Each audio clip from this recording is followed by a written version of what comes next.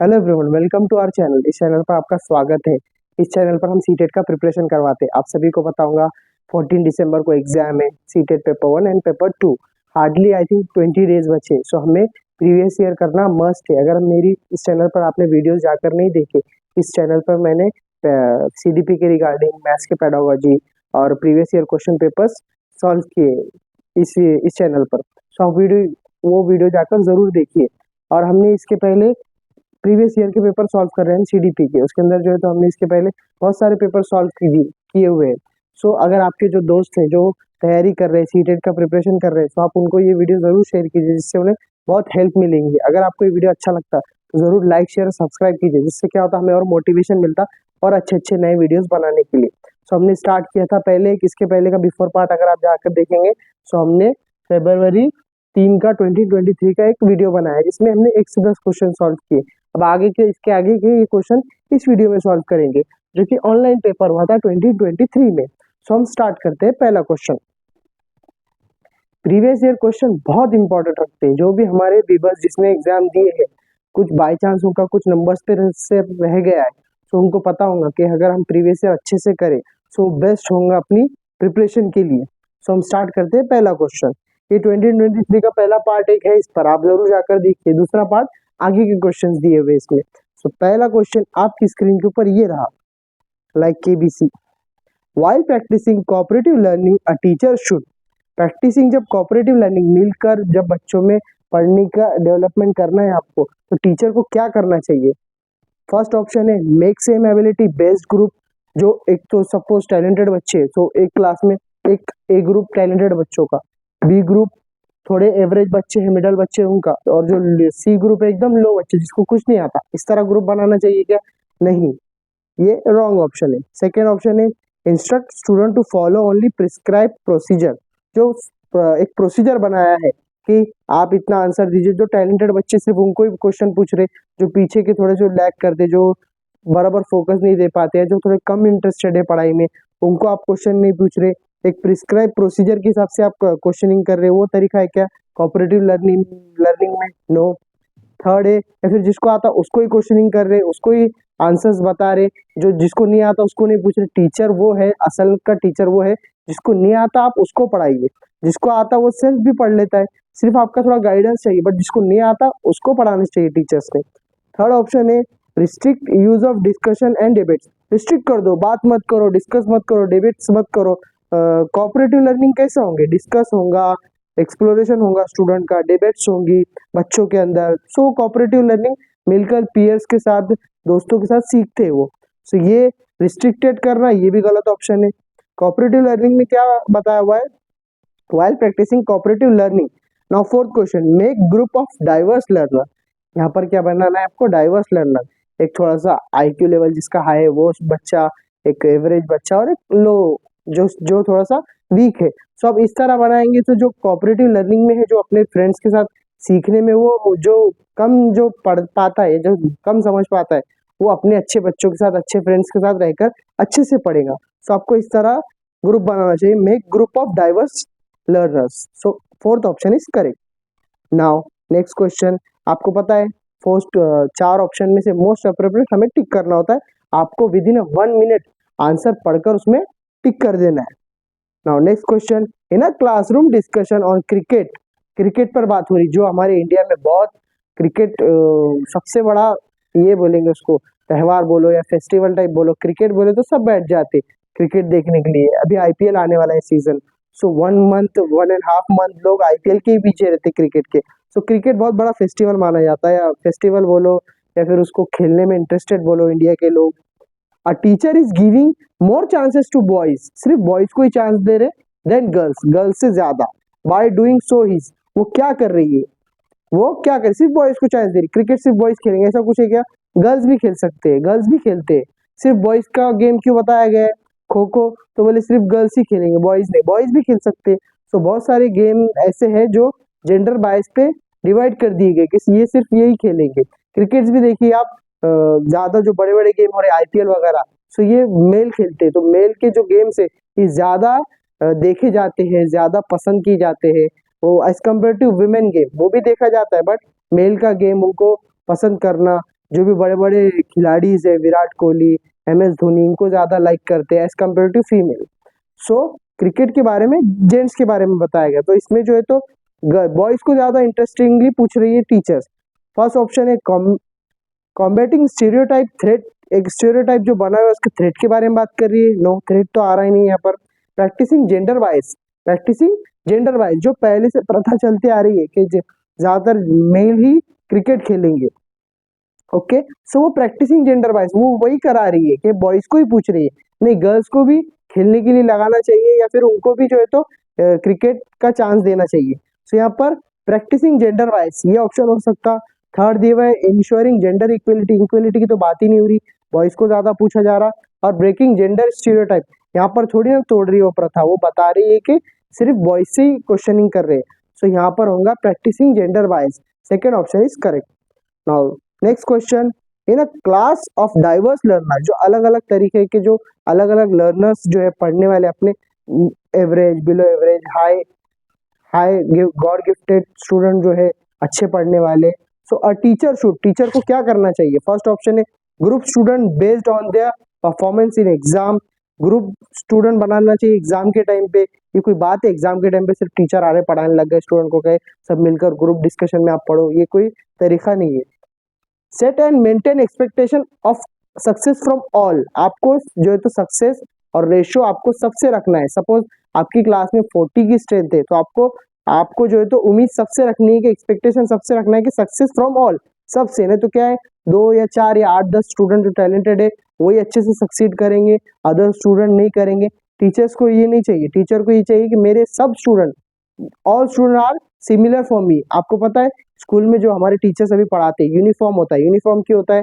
वहाँ पर घर, स्कूल में भी होता है, कोई एवरेज घर के रहते बच्चे, कोई हाई घर कर, कोई बड़े घर के रहते, कोई छोटे घर के रहते, और यूनिफॉर्म का मतलब क्या है? टीचर को एक जैसे देखना है, और बच्चे all childrens are same for a teacher. So इसलिए जो है तो टीचर को क्या रखना चाहिए? सबको सेम रखना चाहिए। वो घर पर होंगे, आपकी जो भी शोहरत है, आप जिस घर से है, बड़े घर से छोटे घर से, वो घर पर होंगे, बट स्कूल में आप सेम है। सो यूनिफॉर्म की बात होती। So diverse learner a teacher should, teacher को क्या रखना चाहिए? Set and maintain expectation of success from all, सबसे एक जैसी उम्मीद रखना चाहिए। Divide student based on the socio economic contents, socio economic में डिवाइड कर दो, नहीं ये भी कोई बात नहीं है कि जिसका जैसा कल्चर है या जिसका जो बैकग्राउंड है उसके हिसाब से डिवाइड कर दो, नहीं। प्रैक्टिस स्टैंडर्डाइज करिकुलम, स्टैंडर्डाइज की बात जहां पर आए वो नेगेटिव पॉइंट है। स्टैंडर्डाइज करिकुलम दे दो और मेथड ऑफ असेसमेंट देखो उनका, ये भी रॉन्ग है। Set and maintain expectation from of success from all, सबसे जो है तो आप ये रखो, चाह रखो कि सब अच्छे, मेरे स्टूडेंट सब सक्सीड होंगे। Now next question, formative assessment, formative assessment is done only at the beginning of the session. Formative, देखिए दो टाइप की असेसमेंट होती है, फॉर्मेटिव और समेटिव। दो टाइप की असेसमेंट होती है, formative and summative. Summative assessment means final exam, final exam. और फॉर्मेटिव असेसमेंट में क्या होता है, जो आपके जो तो प्रैक्टिकल, प्रोजेक्ट और असाइनमेंट वगैरह जो भी होते हैं, इसको फॉर्मेटिव असेसमेंट कहते हैं। बच्चे का बिहेवियर, ये सब असेसमेंट को कहते हैं फॉर्मेटिव असेसमेंट। और जो फाइनल एग्जाम लिया जाता है उसको कहते हैं समेटिव असेसमेंट। दो टाइप की असेसमेंट होती है स्कूलिंग में। तो यहाँ पर पूछ रहा फॉर्मेटिव असेसमेंट इज डन, कब डन होती है? देखी जाती है only at the beginning of the session, सिर्फ साल की शुरुआत में देखी जाती है क्या? नहीं, मैंने आपको बताया पूरा साल देखी जाती। Summative means final exam, formative means पूरे साल देखे जाने वाली प्रोजेक्ट, प्रैक्टिकल, थेरीज जो भी आप लिख रहे हैं, आपका बिहेवियर, सब बातें उसके अंदर, क्लास वर्क, होमवर्क। सो ये फॉर्मेटिव असेसमेंट में आता है। Through out the session of all student, through out the session of for all student, through out session, पूरा जो है तो साल भर आपका जो है तो देखा जाएगा। सो इससे कहते हैं फॉर्मेटिव। ये करेक्ट पॉइंट लग रहा है हमें। थर्ड वाला देखते हैं, at the end of the session only, and session मतलब साल के आखिर में। मैंने कहा समेटिव एग्जाम होता है फाइनल, साल के आखिर में नहीं होता। Only for student facing learning challenge, जो लर्निंग चैलेंज से फेस कर रहे, जो पढ़ने में डिफिकल्टी फेस कर रहे, सिर्फ उनके लिए होता है फॉर्मेटिव असेसमेंट। नहीं, ये होता है through out the session for all student.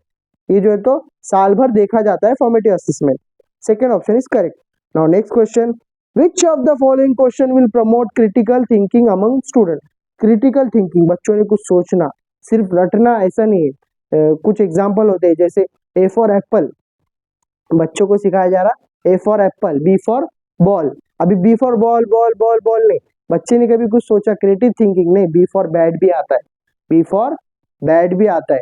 सो इस तरह बच्चे ने कुछ क्रिटिकल थिंकिंग सोचा, B for ball ball ball, ये रट्टा हो जा रहा ना। बच्चे ने कुछ क्रिएटिव थिंकिंग सोचना चाहिए। सो वो क्या कहेंगे, विच of the following question will promote critical thinking among student. कौन सा क्वेश्चन है बच्चों में क्रिटिकल थिंकिंग डेवलप करेगा। सिर्फ वो क्वेश्चन नहीं कि सिर्फ आंसर दीजिए, how many states in India, 28 states in India. 2014 में कौन सा एक नया स्टेट बना था, आंध्र तेलंगाना में, जो अलग हुए थे। सो वो एक 29 स्टेट्स हो गए, बट कितने थे, 28 स्टेट्स थे। महाराष्ट्र का कैपिटल क्या है, मुंबई। सो ये रटे हुए क्वेश्चन है। सो यहाँ पर what is the capital of Sri Lanka, Sri Lanka capital बच्चा बता देगा आसानी से। What is teachers day celebrated India, when teacher day is celebrated India, teachers day कब मनाया जाता, 5 सितंबर, ये भी बता देगा student. Which is the largest city in Asia, सबसे बड़ा सिटी कौन सा एशिया में। अगर आपने कहीं सुने, जनरल नॉलेज में सुने, तो बच्चा आंसर कर देगा।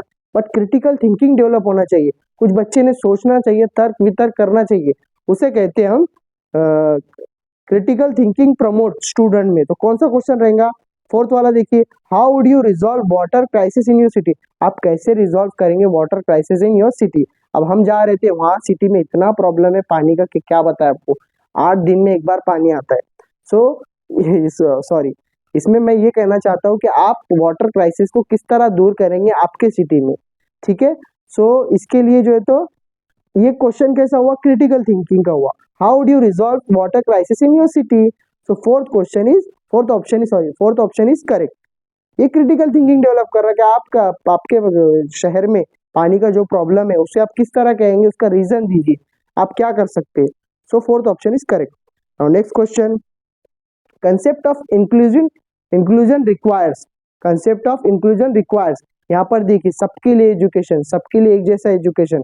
गवर्नमेंट ने भी जो है तो 14 ईयर्स तक एज तक कंपलसरी एजुकेशन है, 8th स्टैंडर्ड तक कंपलसरी एजुकेशन, 6 to 14 ईयर्स। तो यहाँ पर respect of diversity and individual differences, आपको पता है स्कूल के अंदर सब डिफरेंट बैकग्राउंड से स्टूडेंट आते हैं और उनके कल्चर कुछ वेरियस होते हैं। हमारा इंडिया जो तो कल्चरल सबके अलग अलग होते हैं, सब अपनी अपनी भाषा में, लैंग्वेज में सीखना चाहते हैं, कुछ इंग्लिश में सीखना चाहते हैं अपना एजुकेशन। सो सबका कल्चर अलग होता है। सो जो है तो आपको जो है तो रिस्पेक्ट ऑफ डाइवर्सिटी, सबका जो है तो कल्चर और एन इंडिविजुअल डिफरेंसेस, सबको जो है तो एक्सेप्ट करना चाहिए इंक्लूजन एजुकेशन में। Second, standardise testing for assessment, standardise रखो, ये हमारा स्टैंडर्ड है, अगर आपको आता है तो बोलिए, वरना आप दूसरे स्कूल में लेकर जाइए। ये होना चाहिए क्या, नहीं, प्राइवेट स्कूल की बात कर रहा हूँ मैं, बट गवर्नमेंट में तो सबको ही ले लेते। But standardise testing for assessment होना चाहिए क्या इंक्लूजन एजुकेशन में, नो। टीचर सेंटर्ड पेडागोजी होना चाहिए, नहीं, चाइल्ड सेंटर्ड पेडागोजी होनी चाहिए। सो ये भी रॉन्ग है। लेबलिंग सेग्रीगेशन, जहाँ भी वर्ड आए नेगेटिव वर्ड है। सो इंक्लूजन रिक्वायर्स में क्या आएगा, respect of diversity and individual differences, first option is correct. Now dyslexia, learning disability, ये बहुत फेमस क्वेश्चन है, डिसलेक्सिया के बारे में हर बार पूछता है। Dyslexia means what, learning disability, बच्चा जो है तो पढ़ने में सही से पढ़ नहीं पाता तो लिख भी नहीं पाता, लर्निंग डिसेबिलिटी। आपने फेमस एग्जांपल देखा होगा तारे जमीन पर, आमिर खान की मूवी है, उसमें उस बच्चे को क्या दिखाया, लर्निंग डिसेबिलिटी, उसको अक्षर या शब्द घूम जाते, कुछ का कुछ पढ़ने लग जाता, वो लिखने में भी शब्द उल्टे लिखने लगता, तो लर्निंग डिसेबिलिटी है dyslexia. Poses direct challenges in the domain of, so यहाँ पर क्या आ रहा, फर्स्ट इमोशनल रेगुलेशन, यहाँ पर इमोशनल की कोई बात ही नहीं है डिसलेक्सिया में। बॉडी कोऑर्डिनेशन, बॉडी की कोऑर्डिनेशन की बात नहीं है। डिसलेक्सिया लर्निंग डिसेबिलिटी है, तो इस दोनों ऑप्शन करेक्ट नहीं है। सोशल इंटरेक्शन की भी बात नहीं है यहाँ पर। फोर्थ है कॉम्प्रिहेंशन ऑफ रिटन टेक्स्ट का प्रॉब्लम है, या फिर लर्निंग डिसेबिलिटी, बच्चा पढ़ नहीं पाता तो लिख भी नहीं पाता, सो उसके अंदर डिसलेक्सिया है। So fourth option is correct, learning disability. Now next question, while student with autism means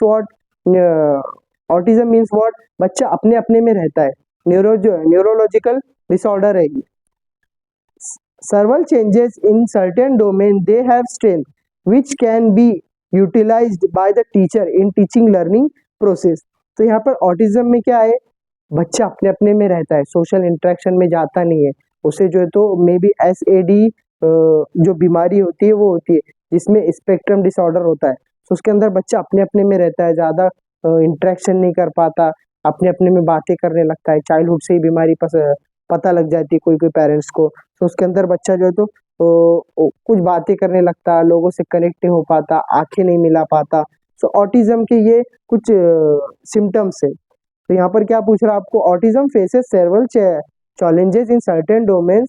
They have strength while can be utilized by the teacher in teaching learning process. तो क्या करना चाहिए यहाँ पर, to pay attention for minute details, बच्चे pay attention देना चाहिए कि वो क्या कर रहा है क्या नहीं। ये भी पॉजिटिव बात है कि बच्चे में क्या क्या डेवलपमेंट हो रहा है नहीं हो रहे हैं, उस पर आपको जो है तो पे अटेंशन होना चाहिए, पॉजिटिव पॉइंट है। फॉर सोशल कम्युनिकेशन वो तो बाद में आएगा, पहले आप अटेंशन तो दो। सोशल कम्युनिकेशन में ही प्रॉब्लम है उसे। Of expressing themself without hesitation in front of large group, बड़ों के सामने आ नहीं पाता, चार के बीच में आकर नहीं बैठेगा, चार मीन्स वॉट, दो चार लोग सामने आकर नहीं बैठेगा, आंखों में आंखें नहीं मिलाएगा, ये ऑटिज्म की ये सिम्टम्स है। Of easily adjusting to frequent changes in schedule, यहाँ पर वो जो है तो वक्त के हिसाब से काम नहीं करेंगे और फ्रीक्वेंट चेंजेस हो जाएंगे उसके मूड्स के अंदर। तो यहाँ पर सबसे बेस्ट क्या कर सकते हैं कि ऑटिज्म में to pay attention for a minute detail, आप उस पर अटेंशन दिया करें जो वो बच्चा जो बीमारी का या फिर डिसऑर्डर का प्रॉब्लम है उससे। सो इस तरह हमने जो है तो कुछ क्वेश्चन सॉल्व किए। उसमें नेक्स्ट क्वेश्चन है हमारा, विच of the following modes should be avoided while teaching student with visual impairment, जो बच्चा देख नहीं सकता। सो आप क्या कर सकते हैं, जो बच्चा अच्छी तरह से देख नहीं सकता तो आप क्या कर सकते हैं, विजुअल इम्पेयरमेंट मीन्स व्हाट, अच्छी से देख नहीं पाते, उन्हें पढ़ने की डिसेबिलिटी होती है, इसके भी बहुत सारे स्कूल है। सो आप इसको ऐसे बच्चों के साथ क्या करेंगे जो थोड़े बहुत भी विजुअल इम्पेयरमेंट रहते हैं, तो आप उनके साथ क्या करेंगे, verbally explaining the content written on board, verbally बोलेंगे आप बच्चों को। Providing tactile maps, tactile map जो बच्चे टच एंड फील कर पढ़ सकते हैं। नेक्स्ट क्वेश्चन है, allowing use of assistive device और using written test to assist learning. अब यहाँ पर क्या पूछा है, while teaching student with visual impairment, avoid करना है आपको। ये चीजें आप करेंगे, तीन चीजें, चार ऑप्शन है उसमें से तीन चीजें आपको करना चाहिए। विजुअल इम्पेयरमेंट जो बच्चा सीधे से देख नहीं सकता, आप उनके साथ ये तीन चीजें कीजिए और एक अवॉइड करना है, उसमें चार में से एक ऑप्शन क्या करना है आपको, अवॉइड करना है, जो कि रॉन्ग है। सो आंसर जो है तो रिटर्न टेस्ट, जब बच्चा देख ही नहीं पा रहा, विजुअल इम्पेयरमेंट का प्रॉब्लम है, तो आप रिटर्न टेस्ट लेके करेंगे क्या। So fourth option is correct. Now next question, which of the following is not characteristics of student with giftedness, बच्चे के अंदर not characteristics of student with gifted, कौन सी क्वालिटी नहीं है जो गिफ्ट एकदम कौन सा स्टूडेंट है, गिफ्टेडनेस, भाई टैलेंटेड, हाई आईक्यू लेवल, बच्चा अगर कुछ भी आप एक्सप्लेन करो, मैथ साइंस इमीडिएट समझ जाता है, उसे एक दो बार भी अगर आप गाइडेंस दे दो तो इमीडिएट एक प्रॉब्लम बता दो, आप 10 प्रॉब्लम सॉल्व कर देगा। सो ऐसे बच्चे के अंदर कौन सी खासियत नहीं होती, नॉट अ कैरेक्टरिस्टिक, उसकी खासियत क्या नहीं है, उसमें से तीन है और एक नहीं है। नॉट पूछा है आपको, क्या पूछा है, नॉट कैरेक्टरिस्टिक्स। अगर कैरेक्टरिस्टिक्स पूछता तो एक रहती थी, तीन रॉन्ग रहता था, बट आपको नॉट कैरेक्टरिस्टिक्स पूछा है तो उसके अंदर तीन खासियतें जो और एक नहीं है, आपको नहीं है वाली निकालनी है। Not characteristics of student with giftedness, above average intelligence level, ठीक है ये भी है, जो बच्चे एवरेज स्टूडेंट है जो ठीक ठाक पढ़ पाते हैं उनसे अच्छा इंटेलिजेंस लेवल होता है, ये पॉजिटिव पॉइंट है। Higher order problem solving skill, अच्छे से बड़े बड़े प्रॉब्लम आसानी से सॉल्व कर लेता है, ये भी पॉजिटिव पॉइंट है गिफ्टेडनेस स्टूडेंट का। थर्ड है high motivation to master skill, ये भी अच्छा पॉइंट है, हाई मोटिवेशन, उसको अगर मोटिवेशन किए तो अच्छी स्किल्स डेवलप होती है उसकी। बट फोर्थ ऑप्शन है स्लो इन प्रोसेसिंग इंफॉर्मेशन, ये कोई पॉइंट नहीं है, जब वो सब बात में अच्छा है, गिफ्टेडनेस है, तो इसके अंदर वो कैरेक्टरिस्टिक होती ही नहीं है। सो नॉट अ कैरेक्टरिस्टिक, ये कैरेक्टरिस्टिक है ही नहीं इसकी, स्लो इन प्रोसेसिंग इंफॉर्मेशन।